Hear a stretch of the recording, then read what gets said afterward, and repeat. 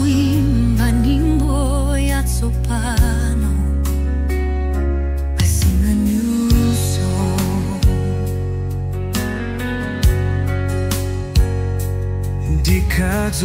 Ndikadzukamawa tima wanga wadzaza chikondi cha Ambuye chandidzaza nzeru.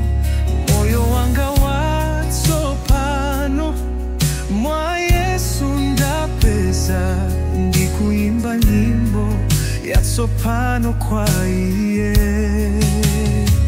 Ndikuimba nyimbo yatsopano kwa Ambuye mfumu yanga.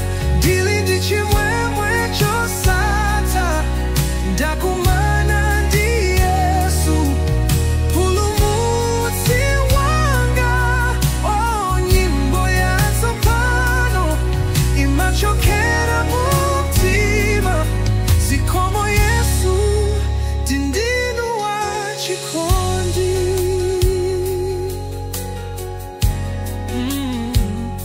Ambuye wandichotsa mu mdima, wandiyikitsa kwala kochuluka.